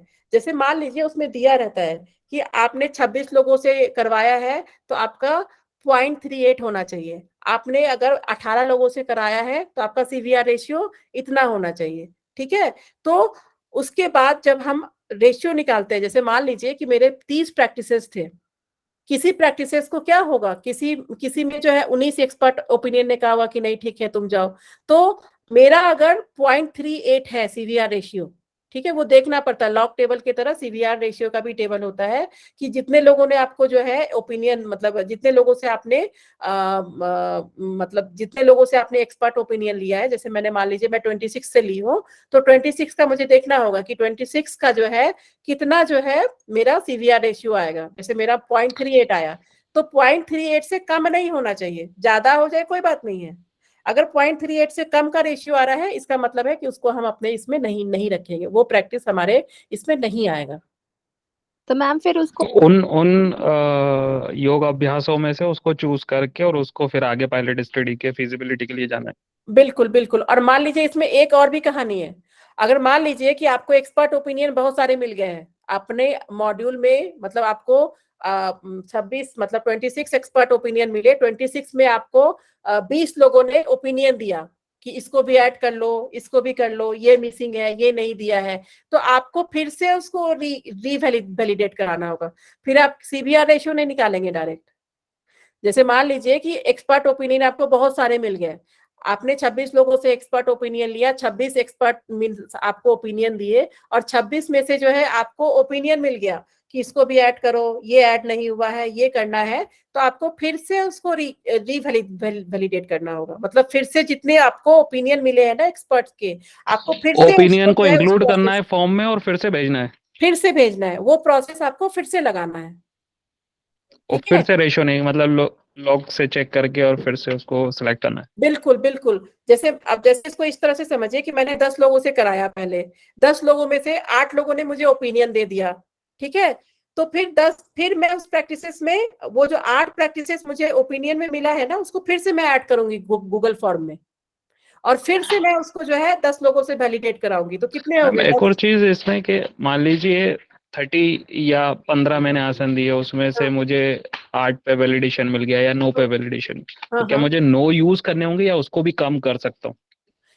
नहीं, वो आप यूज कर सकते हैं, लेकिन मान लीजिए कि फिजिबिलिटी स्टडी आपने किया, ठीक है, आपने शीर्षासन दिया हुआ था और शीर्षासन आपका जो है आपका सीवीआर रेशियो में आ भी गया, आपने सेलेक्ट भी कर लिया, लेकिन मान लीजिए बच्चे नहीं कर पा रहे हैं, उस एज ग्रुप के बच्चे को करने में दिक्कत हो रही है, 50% बच्चे शीर्षासन नहीं कर पा रहे हैं, तो आप अपने पेपर में लिखेंगे कि इसमें मुझे सीवीआर रेशियो मिला था, लेकिन क्योंकि 50% बच्चे नहीं कर पाए मेरे फिजिबिलिटी स्टडी में, तो मैं इसको हटा रहा हूँ। ये आपका राइट्स होता है हटाने का।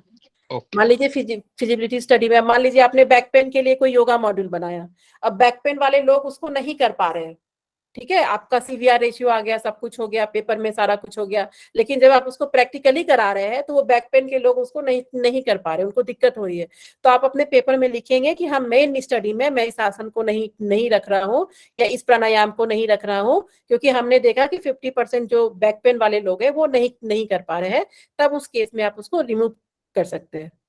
ये आपको योगा में करना होता है मॉड्यूल, इसीलिए मैं सबसे पहले आपको इसको पढ़ाना, मतलब मैं ज्यादा फिजिबल समझी तो इसीलिए सबसे पहले मैं इसको पढ़ाई, क्योंकि जब भी आप अपना मॉड्यूल डेवलप करेंगे आपको ये सारा प्रोसेस करना होगा, इस सारे प्रोसेस से जाना होगा। Perfect ma'am. ठीक है, हाँ, बताइए। मैम आपका जो है, आप जिसमें रिसर्च कर रहे हैं उस आपका मॉड्यूल जो आपने जो सर्वे फॉर्म भेजा है वही है ना फिर? नहीं, वो मेरा मॉड्यूल नहीं है, वो तो मेरा सर्वे फॉर्म है। देखिए मॉड्यूल में क्या होता है, उसमें जितने भी योगा प्रैक्टिसेस है ना, जैसे योगा में आपका आसन हो गया, प्राणायाम हो गया, ज्ञान योगा हो गया, कर्म योगा हो गया, ब्रीदिंग प्रैक्टिसेस हो गया, ये सारी प्रैक्टिसेस मैं भेजूंगी ना एक्सपर्ट को, मैं एक मॉड्यूल बना रही मैम हूँ ना। इसका मतलब ये इंडिपेंडेंट वेरिएबल ही मॉड्यूल होगा ना? हाँ, ये आपका इंडिपेंडेंट वेरिएबल होगा। वेरी वेरी गुड, ये आपका जो है इंडिपेंडेंट, क्योंकि ये जो मॉड्यूल योगा जो है आपका इंडिपेंडेंट वेरिएबल है, तो ये आपका इंडिपेंडेंट वेरिएबल होगा जो आप मॉड्यूल क्रिएट कर रही है ना। इंटरवेंशंस को चूज करने के लिए टूल है। हाँ बिल्कुल, जिसके ऊपर रिसर्च करना है वही होगा मॉड्यूल। सॉरी, नहीं, ये ऐसे नहीं कर सकते ना, ये तो डिपेंडेंट वेरिएबल हो जाएगा। देखिए जिसको हम नापते हैं, जैसे अभी एंगर, एंजाइटी, फियर, ये सबको क्या क्या कर रहे थे, हम नाप रहे थे ना। हाँ, नापने का दवाइयाँ अलग देनी तरीका है था। तो वो दवाइयाँ डॉक्टर से पूछ के देनी है। हाँ बिल्कुल, क्योंकि ये मैं बार बार बोलती हूँ कि रिसर्च एक सिस्टमैटिक साइंटिफिक प्रोसेस है, हर चीज के लिए एक सिस्टम बना हुआ है, और वो सिस्टम से ही आपको जाना होगा। नहीं तो बाद में क्या होगा, अगर आपको ये सारी चीजें पता नहीं होगी, आपने जैसे तैसे रिसर्च कर लिया, तो बाद में आपका थीसिस जो है एक्सेप्ट नहीं होता है। क्योंकि जो भी आपका टॉपिक, मान लीजिए आपने बैक पेन पे किया, तो जो आपके एक्सटर्नल एक्सपर्ट होंगे जिसके पास आपका थीसिस जाएगा, वो उसी फील्ड से होंगे, तो वो आपसे पूछेंगे तुमने ये क्यों नहीं किया, ये स्टडी क्यों नहीं हुआ, इसका सीवीआर रेशियो कैसे था। वो पूरा, जब ओपन डिफेंस हमारे यहाँ होता है तो पूरा डेप्थ में पूछते हैं जो एक्सटर्नल आते हैं, कि ऐसा तो नहीं किसी और ने कर दिया तुम थीसिस जमा कर दिए यहाँ पे। तो पूरा चीज पूछते हैं कि लॉस, ये जो है सीवीआर रेशियो निकाला तो कैसे निकाला तुमने। अब मान लो कि आपको पता ही नहीं कि सीवीआर रेशियो कैसे निकालना है, कैसे होता है, तो आप तो बता नहीं पाएंगे उस समय। उस समय क्या होगा, आपका ओपन डिफेंस, मतलब वो फिर थीसिस एक्सेप्ट ही नहीं होगा, शोध गंगा में जाएगा ही नहीं फिर वो। ठीक है, तो इसीलिए मैं बार बार बोलती हूँ कि रिसर्च एक प्रैक्टिकल सब्जेक्ट है। क्लास अगर मिस करते हैं तो वीडियो जरूर देख के आइए, और कोशिश कीजिए कि क्लास में ही वो जो है आपके डाउट खत्म हो जाए। पेपर बार बार पढ़ने इसलिए बोल रही हूँ कि हर तरह का रिसर्च, अब जैसे मान लीजिए कि किसी ने योगा मॉड्यूल नहीं बनाया, ठीक है, तो उसको इतना प्रोसेस में जाना ही नहीं है। वो किसी कोई भी वैलिडेटेड, जैसे मैं मान लीजिए योगा मॉड्यूल बनाई, तो मैं ये सारा प्रोसेस की ना अपने रिसर्च में, तभी तो मैं आगे जाके डेटा कलेक्शन कर रही हूँ अभी। अब मान लीजिए मैं कोई एक वैलिडेटेड मॉड्यूल उठा लेती किसी का, बैक पेन के बहुत सारे योगा मॉड्यूल बने हुए हैं मान लीजिए, तो बैक पेन के बहुत सारे योगा मॉड्यूल बने, अगर मैं खुद का बनाना चाहूंगी तो मुझे ये सारा प्रोसेस करना पड़ेगा, अगर मेरा अपना मॉड्यूल होगा तो। मैम जैसे योगाभ्यास की जगह मान लीजिए मैंने यम नियम ले लिए है, हाँ, और यम नियम को अपने डिपेंडेंट वेरिएबल के वो टेस्ट कर रहा हूँ, या मतलब उसको रिसर्च कर रहा हूँ, तो उसमें सीवीआर करना पड़ेगा क्या? नहीं, यम नियम के लिए आप क्या कर रहे हैं, मतलब आपका जैसे मेरा विषय है प्रोक्रास्टिनेशन, एकेडमिक प्रोक्रास्टिनेशन, वही जानबूझ के चीजों को डिले जो करते हैं बच्चे या स्टूडेंट, वो हो गया।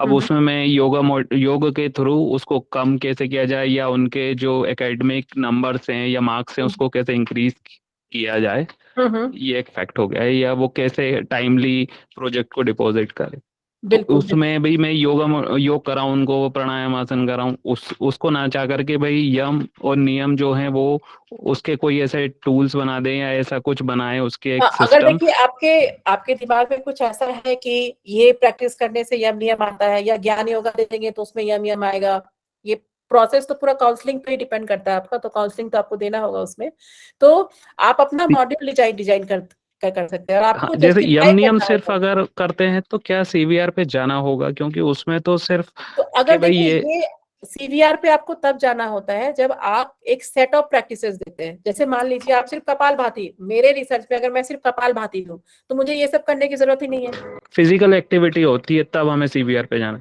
नहीं नहीं नहीं, जब आप एक सेट बनाते हैं, सेट बनाने का मतलब हुआ कि आपको लगता है कि मुझे इसको आसन भी देना चाहिए, इसको प्राणायाम भी देना चाहिए, ओके इसको ओके ब्रीदिंग एक्सरसाइज भी मतलब जब आप एक सेट ऑफ प्रैक्टिसेस बनाते हैं तब आपको इसमें जाना होता है। लेकिन अगर मान लीजिए मैं सिर्फ एक सिंगल प्रैक्टिस ही कर रही हूँ, मैं सिर्फ कपालभाति पे देख रही हूँ कि मेरा तो काम कपालभाति से हो जाएगा, जिस चीज पे मैं रिसर्च कर लाइक रही आई हूँ, चूज अहिंसा कि भाई आपको अहिंसा का पालन करना है, बिल्कुल। और फिर उसको डिपेंडेंट वेरिएबल से क्या इम्पैक्ट पड़ता है वो चेक तो करना है। आपका, हाँ देखिए, जब भी मैंने क्यों बोला कि आपको वेरिएबल बहुत कॉन्सेप्ट क्लियर होना चाहिए। आपका पूरा रिसर्च जो है वेरिएबल पे टिका रहता है, चाहे वो वैलिडिटी का बात हो, चाहे रिलायबिलिटी का बात हो। आप कुछ भी काम कर रहे होते हैं तो उसमें आपको मतलब जो आपके वेरिएबल है, जो आपका इंडिपेंडेंट वेरिएबल है और डिपेंडेंट वेरिएबल है, ठीक है, वो बहुत क्लियर होना चाहिए। और जो आप असेसमेंट टूल यूज कर रहे हैं वो भी बिल्कुल क्लियर होना चाहिए। राइट ना। ठीक है, तो मैम हाँ वन मोर थिंग, आपने जो भी लास्ट टू लास्ट डिस्कशन में बताया था कि इन केस अगर कोई प्रैक्टिस है जो वैलिडेट नहीं है तो हाँ हम उसका डिक्लेरेशन देना होता है कि हम उसे इन्वॉल्व नहीं कर रहे हैं, राइट? हाँ हाँ, तो बिल्कुल मैम बिल्कुल। वैसे ही डिक्लेरेशन आपने बताई थी ना कि गाइड के कंसर्न में करनी पड़ती है, वो सेम पॉइंट है क्या? कि जैसे हमने अपना जो भी मॉड्यूल बनाया वो हम अपने हाँ गाइड से भी कंसल्ट करते हैं, रिसर्चर को भी दिखाते हैं जिसके हाँ अंडर कर रहे हैं, तो हाँ, उसकी परमिशन भी वहां पे फिर रिक्वायर्ड होगी, वो भी उसको जो बिल्कुल अप्रूव बिल्कुल। करेगा जैसे मान दैट वो लीजिए कि प्रोसीजर है। ओके, हाँ, वो देखिए, आपको हर चीज के लिए आपको अपने गाइड का परमिशन चाहिए। जैसे मान लीजिए मैं 30 प्रैक्टिसेस का एक जो है योगा मॉड्यूल बनाई, तो वो सबसे पहले मेरे गाइड के पास जाएगा कि मैम मैंने ये मॉड्यूल बनाया है, और वो सबसे पहला ओपिनियन आपके गाइड ही देंगे। ठीक है, कि वो सबसे पहले आपको अपने गाइड से ही ओपिनियन लेकर के उस मॉड्यूल को बनाना होता है। ठीक है, हर चीज में आपके गाइड का साइन, सिग्नेचर, जो भी आप चीज कर रही है वो सबसे पहले आएगा। आपके गाइड का कंसेंट होना चाहिए उसमें। Yes ma'am. ठीक है, तो ये हमारे योगा जिसको मॉड्यूल बना के काम करना है, जो कुछ सोच के रखे हुए कि इतने ये सेट ऑफ प्रैक्टिसेस मैं दूंगा, तो जैसे ओबेसिटी वगैरह है उसमें सिर्फ एक आसन से तो नहीं होता है ना, उसमें आसन भी देना होता है, प्राणायाम भी देना होता है। एक सेट ऑफ प्रैक्टिसेस जब बनाते हैं तो हमें इंटर रेटर रिलायबिलिटी को चूज करना होता है। हम इसी के थ्रू जो है ये इसी प्रोसेस के थ्रू हम अपने योगा मॉड्यूल को डेवलप करते हैं।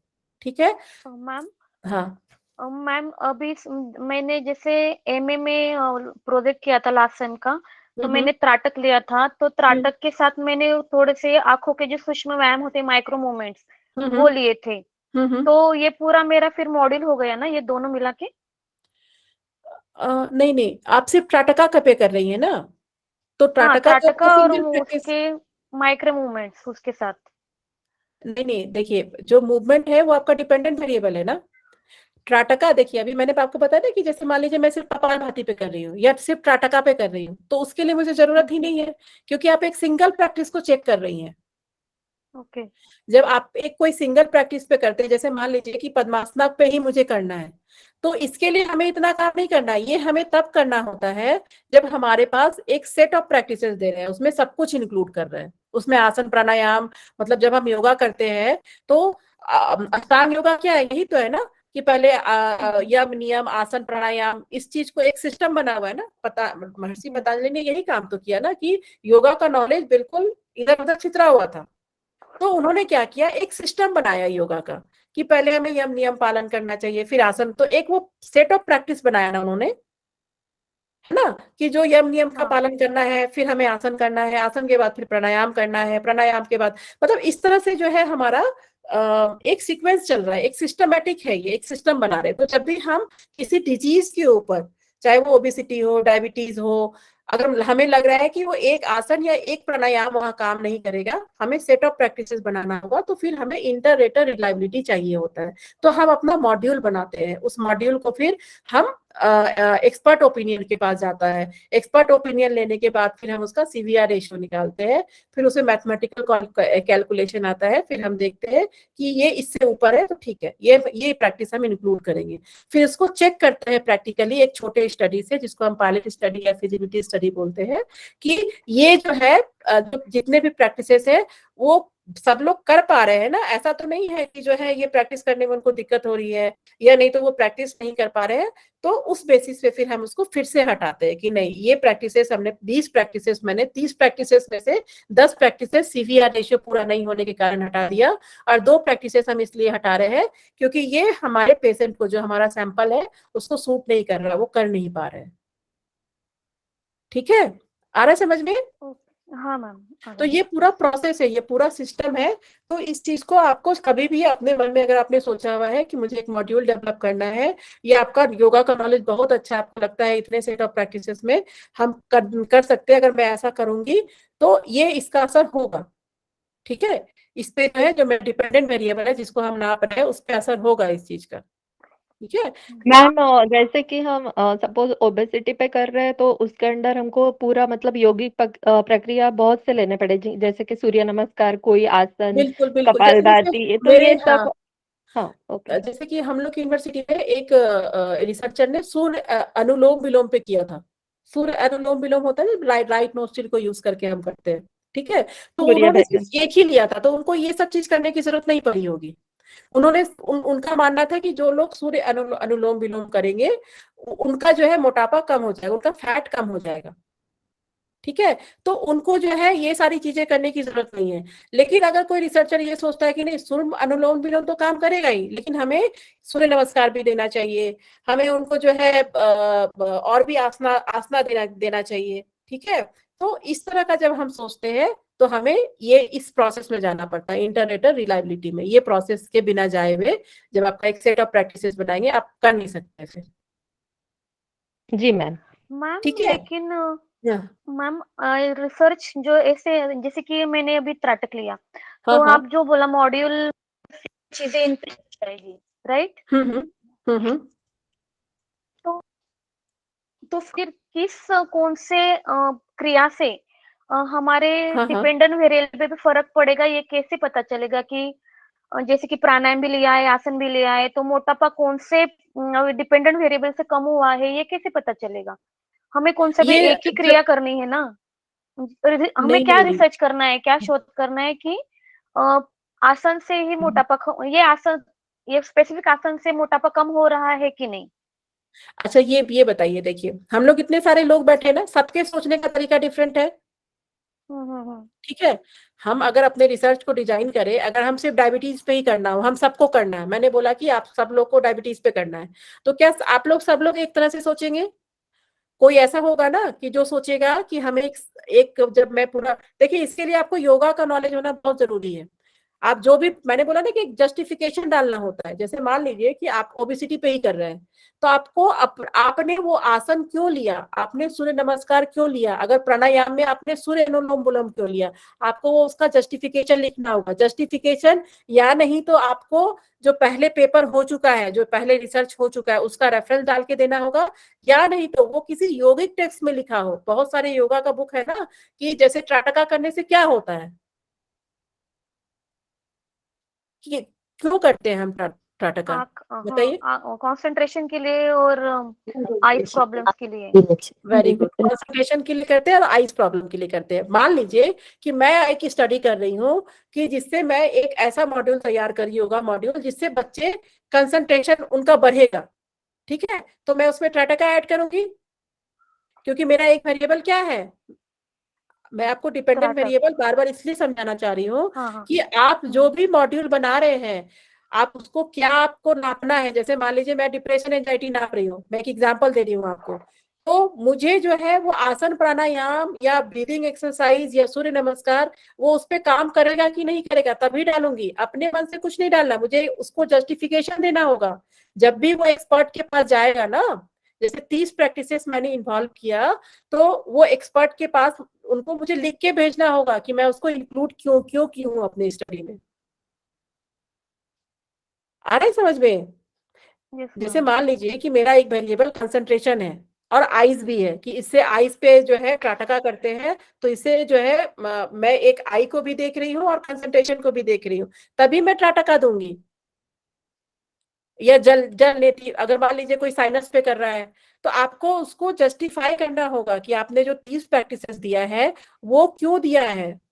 इसका जस्टिफिकेशन आपको लिखना होगा। तो वो जस्टिफिकेशन यानी जस्टिफिकेशन में तो मैम रेफरेंस मतलब जो टेक्स्ट हमने लिए वो बिल्कुल रेफरेंस बिल्कुल देना है। बिल्कुल, वो जस्टिफिकेशन वो रेफरेंस जो है ना, यानी आप रिसर्च पेपर से देंगे कि जो पहले इस पे रिसर्च हुआ है कि त्राटका से कंसंट्रेशन बढ़ा है, या पहले किसी यौगिक बुक में, हठयोग प्रतिपिका में, सिप संहिता में, किसी यौगिक बुक में ये लिखा हुआ है कि इससे ये चीज होता है, तभी मैं इसको ऐड कर रही हूँ, और उसका हमें रेफरेंस डालना होता है। मैम अगर टॉपिक ही ऐसा है कि क्या इससे ये होता है, तो फिर भी जरूरत पड़ेगी क्या रेफरेंस देने की? जैसे मेरा टॉपिक है कि घेरेंद्र सैयरा के रेफरेंस अकॉर्डिंग, तो हर चीज में ही देते हैं। हाँ हाँ, बट अगर मेरा टॉपिक ही यही है कि घेरेंद्र संहिता के अकॉर्डिंग त्राटका हाँ। इज गुड फॉर हमारे आइस, तो क्या फिर भी मुझे रेफरेंस देना पड़ेगा? मैं तो प्रैक्टिस ही उसी चीज पे कर रही हूँ, टेस्टिंग ही उसी चीज का कर रही हूँ। नहीं देखिए, आप जो भी चीज लिखते हैं ना, आपको रेफरेंस देना हर जगह जरूरी है। देखिए मैं उस दिन भी आपको बताई थी कि जो जब भी आप कुछ रिसर्च में लिखते हैं ना, वो ऑब्जेक्टिव होना चाहिए, सब्जेक्टिव नहीं, आपके सोच के अनुसार नहीं होना चाहिए। उसको आपको किसी का रेफरेंस देना पड़ेगा, किसी बुक का रेफरेंस देना होगा, किसी रिसर्च पेपर का रेफरेंस देना होगा।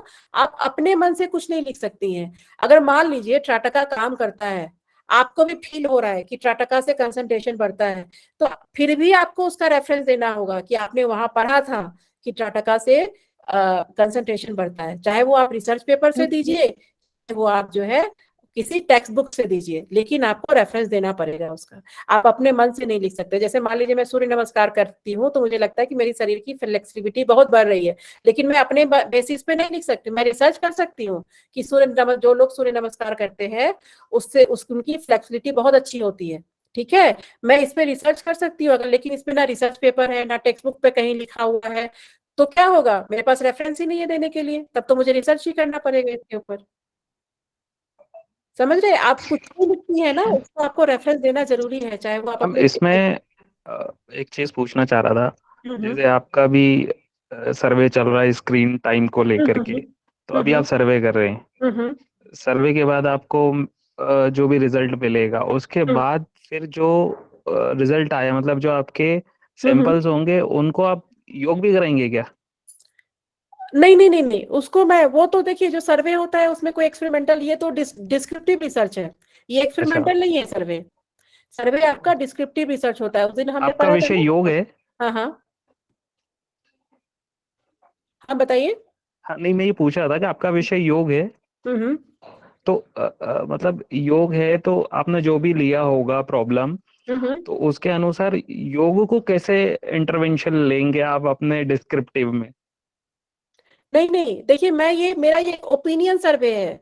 जो मैंने सर्वे फॉर्म भेजा है ना, उसमें मैं जी, सबसे ओपिनियन मांग रही हूँ कि आपका ओपिनियन क्या है। ओके मेरा ओके। 2 स्टडी चल रहा है, मैम एक आपका आप एक्सपेरिमेंटल, सब्जेक्ट क्या है मैम? आपका टॉपिक क्या है मैम रिसर्च का? ये एडिक्शन के ऊपर ही है मेरा, ठीक है। स्क्रीन टाइम को लेकर के ना? हाँ हाँ हाँ, उसी के ऊपर है। तो मेरा 2 स्टडी चल रहा है। देखिए आपने अभी पूछा ना, मैं आपको सर्वे फॉर्म भेजने का एक रीजन भी है। आप लोग सब लोग सर्वे फॉर्म भर करके या देख के आइएगा, अगर भरने का मन नहीं हो तो देख के जरूर आइएगा, क्योंकि कल का जो हम पढ़ेंगे ये क्रॉम्बैक अल्फा, ये पूरा सर्वे के ऊपर ही है, ठीक है। कल हम इसको पढ़ेंगे, इंटरनल कंसिस्टेंसी क्या होता है, इंटरनल जो रिलायबिलिटी का ये दूसरा जो है आपका ये है टाइप है। तो इसको जो है हम जो रिलायबिलिटी सर्वे का निकालूंगी ना, वो क्रॉम्बैक अल्फा से निकालूंगी। तो कल सब लोग आप लोग सर्वे देख के आइएगा, जिससे आपको चीजें समझ में आए, ठीक है। कल का टॉपिक यही है, और कल मैं ओके आपको मैम। बताऊंगी जो आप सर्वे भर रहे हैं, तो उसका फिर मैं उसका रिलायबिलिटी कैसे निकालूंगी, ठीक है। यस मैम, तो वो सर्वे देख के यस मैम। आइएगा, और सर्वे अगर भरवा सकते हैं तो भर भी दीजिए, क्योंकि उसमें 3 लोग हैं, उसमें पेरेंट्स भी भर सकते हैं, स्टूडेंट भी भर सकते हैं, और टीचर के लिए भी है, ठीक है। मैम एक चीज और पूछनी थी। हाँ हाँ, मैम जैसे योग मीमांसा भी एक जनरल आपने है। बताया था, हाँ हाँ, यस जनरल मैम है। हाँ जनरल है। हाँ हाँ मैम मैंने योग मीमांसा थोड़ा देखा जाकर हाँ तो मैम वहाँ पर जो कुवलयानंद जी ने जो भी रिसर्च की है वो इंडिविजुअल पे की है।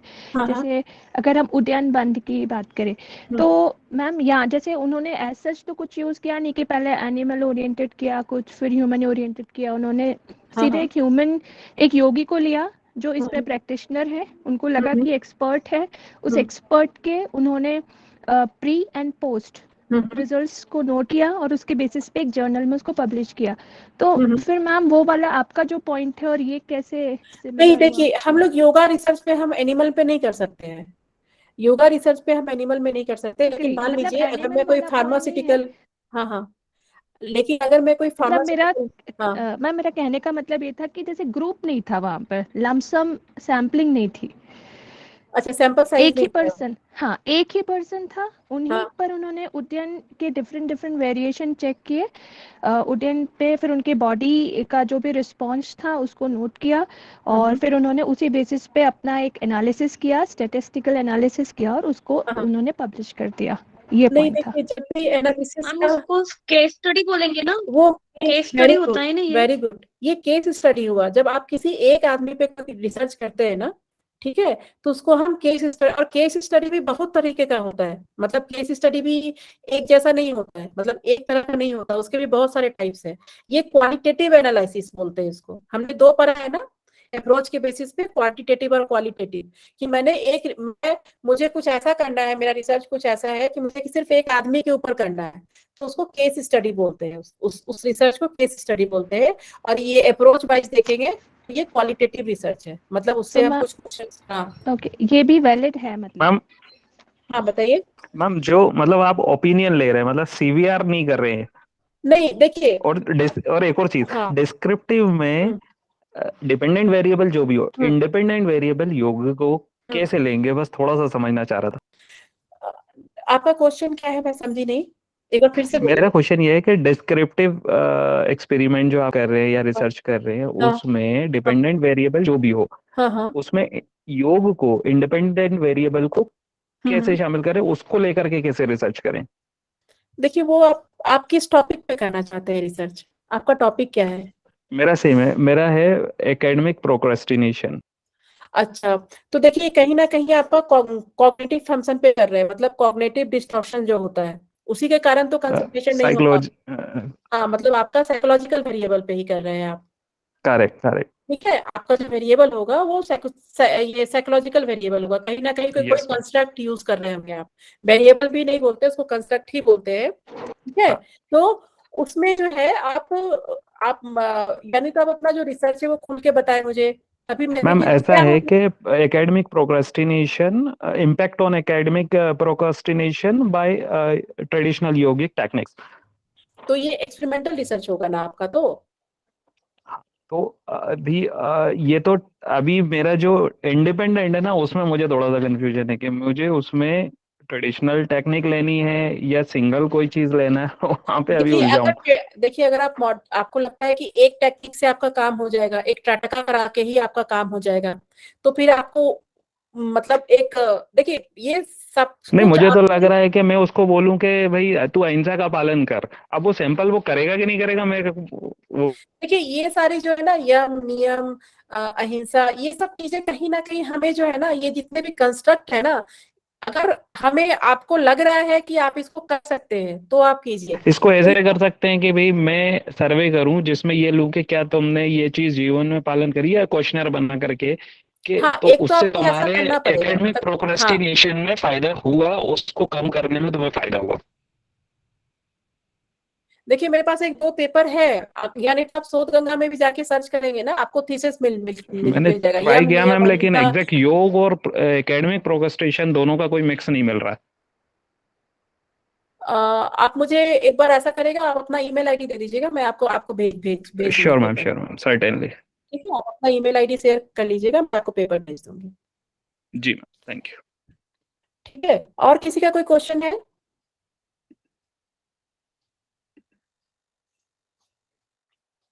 मैम वो कंटिन्यू करना था, तो सैम्पलिंग मतलब इंडिविजुअल भी हो सकता है, डिपेंड्स ऑन टॉपिक, ऐसा? क्या क्या योग सैंपल जो है हमारा एक इंडिविजुअल भी हो सकता है हमारा, dependent variable, depends on topic. हाँ, ये देखिए, ये जब ओके। टाइप्स ऑफ स्टडी में पढ़ाऊंगी ना आपको, जब टाइप्स ऑफ स्टडी आएगा कि कितने तरह का स्टडी हो रहा है आपका, तो उसमें आपको बिल्कुल क्लियर हो जाएगा ये चीज, क्योंकि हम रिसर्च बहुत तरीके से करते हैं, बहुत तरीका होता है रिसर्च करने का, और मैम ठीक है। तो चलिए आज हम अपना यहीं पे स्टॉप करते हैं। बाकी आप लोग कल सर्वे का फॉर्म जरूर जो है भर के या नहीं तो देख के आइएगा, ताकि मुझे कल का टॉपिक समझाने में आसान हो। ठीक है, चलिए अब प्रेयर कौन कराएगा आज? मृदुला जी। ठीक है। हाँ बिल्कुल, आज आज आप करवा दीजिए क्लोजिंग प्रेयर। ओके। सभी कमर गर्दन सीधी करके ध्यानात्मक आसन में बैठेंगे। Take a long and a deep breath in, slowly out. मन शांत, मस्तिष्क शांत, शरीर शांत। लंबी गहरी सांस भरते हुए 3 बार ओम का उच्चारण।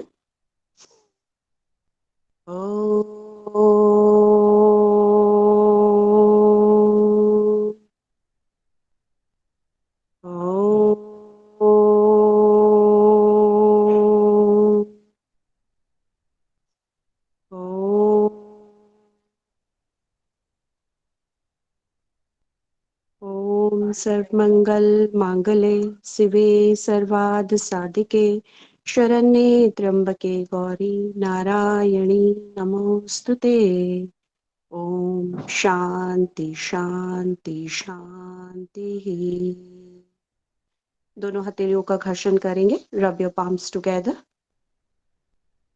आंखों में लगाएंगे। धीरे से हथेलियों को हटाते हुए आंखें खोलेंगे। सभी को धन्यवाद। Thank you ma'am. Thank you. Thank you ma'am. Thank you.